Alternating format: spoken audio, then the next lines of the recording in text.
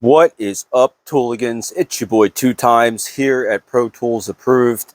It came up in question earlier this week in the need of belt sanders. How much belt sander do you need for the jobs that you do? And these are the two that I have. And the Milwaukee is one of the higher end. Kobolt, well, not so much, but it's not worthless. I wanted to do a quick comparison in the two to try to point you in the right direction of what you may need in your belt sander. Now, the Milwaukee is significantly, I'm not going to say significantly heavier, but it is noticeably heavier versus the Kobolt. The grip's a bit bigger than the Kobolt. The Kobolt's more like a DeWalt type grip. It's real thin. The Milwaukee's got a big chonker grip on it. They both have a lock on the side. You push it in once you start the sander, so you don't have to keep the trigger depressed. The speed select for the Milwaukee is down here on the side. 1, 2, 1, 2, 3, 4, 5. The Kobolt is right up top here, which is easier if you need to change speeds. That's 1, 2, 3, 4, 5, 6. Everybody freaked out because the Milwaukee had the adjustable handle here, the pommel, I guess, to able to get up flat to surfaces. The Kobolt also does do that. It's not as quick. You got to undo it. You can take the handle back. Don't need to go quite so far. Rescrew it. And you can get right up to the wall with the belt.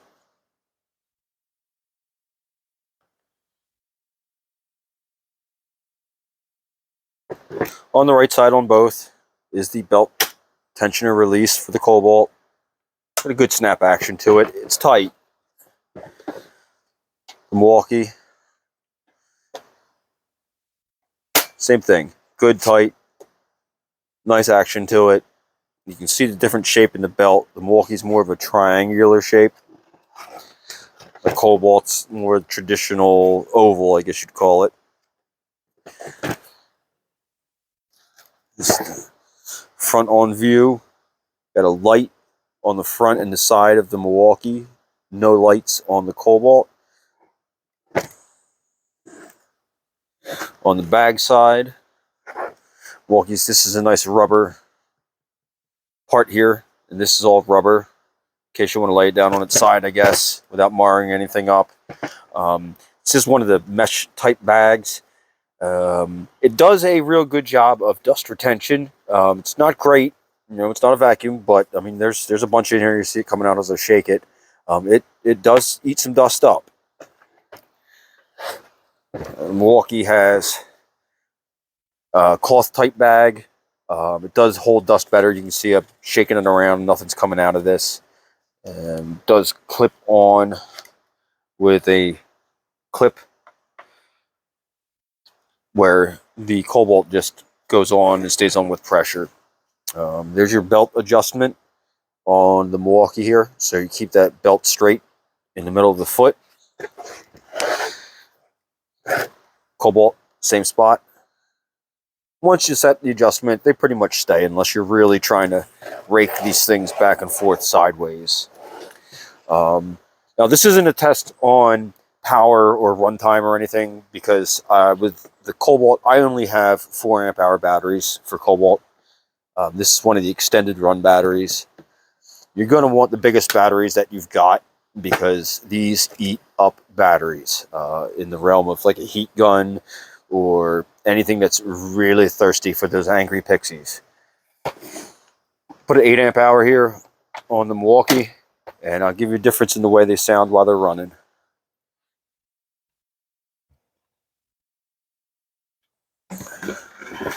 Old piece of deck board sitting around. I'll let you listen to the Milwaukee first.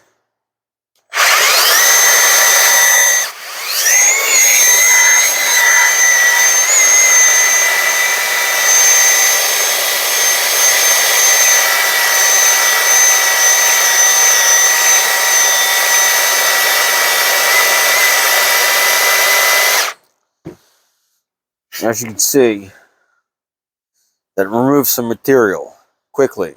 Now, I left that in one spot there and tried to dig down into it. It'll take some material off.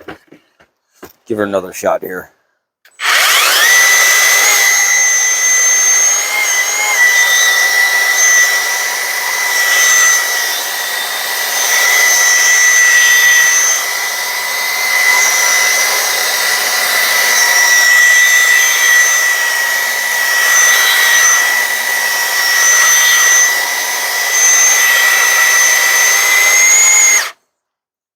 At speed 6, take it down real quick and show you a lower speed, or speed 5, excuse me. Here's speed 1.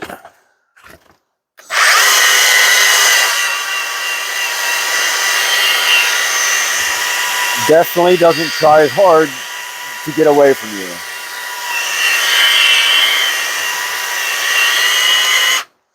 Definitely easier to hang on to in speed 1. Doesn't try to pull away from you.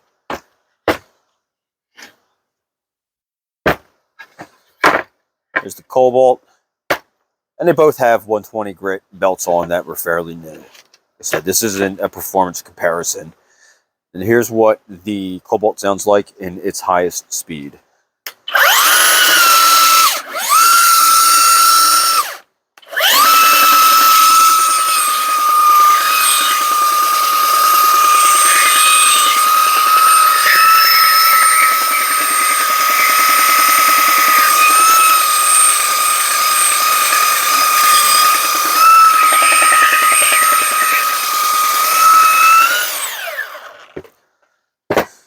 As you can see as well, Kobolt, she'll eat up some material. You can feel the difference between the two when they're running. The Kobolt vibrates quite a bit more and has just a rather annoying pitch to it, where the Milwaukee doesn't. But let's take the Kobolt down to speed 1 and do a little bit more here.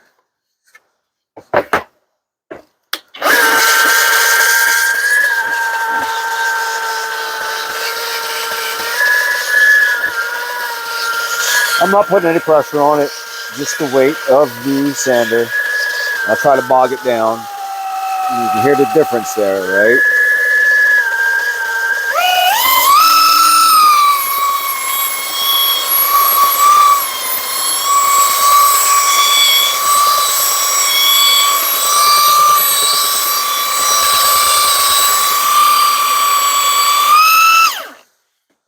Got some old split up deck boards.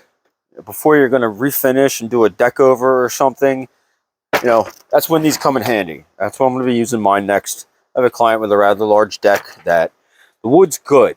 You know, it's a little splintered, it's a little beat up, but it is savable. I'm going to put some work in with the belt sander, clean up the worst deck boards before we use a deck over product on it, and that'll help keep it barefoot friendly. If you have any questions at all about these, hit me up in the comments. Please like, please subscribe, and come back often. I'm going to get more videos up for you guys, and I appreciate every last bit of support. Thank you.